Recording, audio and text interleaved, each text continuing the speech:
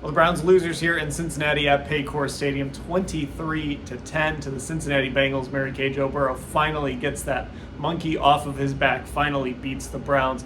I want to start with Deshaun Watson today. His second game as the starter for the Browns. I thought there were some signs. I thought there were some positive steps today for Deshaun. The points weren't there, the win wasn't there, but I did see some positive things. What did you think?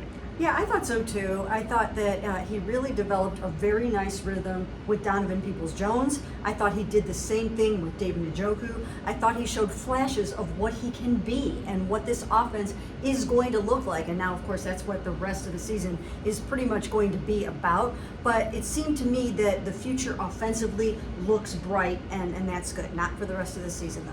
Yeah, Ashley, I mean, there was a little bit more comfort. You know, there was some backyard football and some things like that, but it didn't look like last week, and that was really important. Yeah, and I think like last week, it almost seemed like Deshaun Watson was maybe playing a little bit hesitant, like Mary Kay wrote about. There was so much emotion, I think, for him going into that Houston game, and it was but it was also his first game in 700 days. He hadn't been hit for real in a game situation in 700 days. I thought he looked a lot more comfortable, a lot less hesitant, and like Mary Kay said, developed some rhythm with some pretty important guys in this offense. Now, Mary Kay, of course, the Browns did lose this game. Joe Burrow finally getting the best of them. It was a little bit of a slow start, but what did you see from Burrow and then also this Browns defense today? Well, you know what? I was really surprised that Joe Burrow was able to pull this off, considering that now he did have Jamar Chase back, but he did not have Tyler Boyd. He didn't have T. Higgins, and he didn't have his tight end, Hayden Hurst. Three of his top weapons, lots of receptions, lots of touchdowns off the board without all of those three guys. But they found a way to get it done. They did it on a flea flicker. Joe Mixon broke off a 40-yard run. So they found a way to get the job done. And of course, then the Browns pitched in with 9 penalties for 98 yards. Yeah, Ashley, that was one of the big stories today is the penalties on both sides of the ball. But there was that one drive in particular that started with Tony Fields on special teams, the roughing the punter, and that drive was just flag after flag.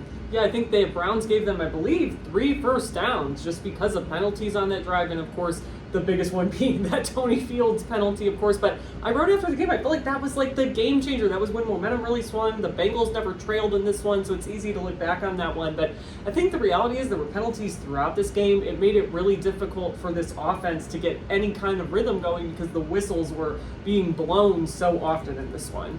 And of course, the big picture here, the Browns are now 5-8. Of course, Cincinnati won today, but Baltimore also won today without Lamar Jackson and actually down to their third-string quarterback. The Browns on a short week will turn around and play the Ravens and certainly will have a chance to win that game. But Mary Kay, the division race is pretty much out of reach at this point, not officially eliminated. Even the wild card chase with some of the tiebreakers is really tough. Myles Garrett talked about it after the game. This thing, it's starting to reach the end here. It really is almost to the end. Right now, they have about a 2% chance of making the playoffs. Now, nobody's knocked on their door yet and told them that they are eliminated. Why? Because they can end up with 9 victories. And right now, the Ravens and the Bengals only have 9 victories. So nobody has said yet, you're out of it. I asked Myles Garrett about that at the end in his post-game press conference, and he said, we're still going to try to knock down the door and kick it in, and we're not giving up, and all these kinds of things. But the truth of the matter is, it's pretty much for all intents and purposes over. And I think it's kind of a shame for the Browns because they had a prime opportunity to win next week against a third-string Ravens quarterback.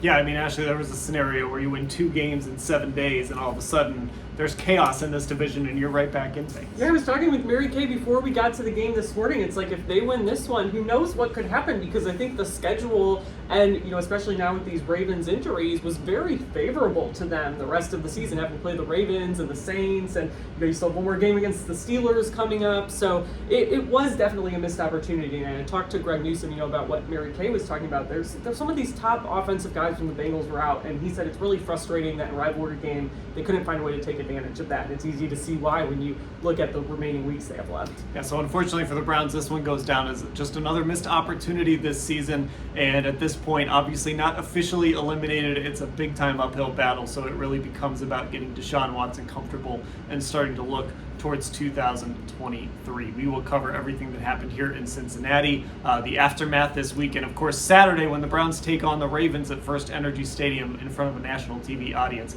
all at cleveland.com/Browns.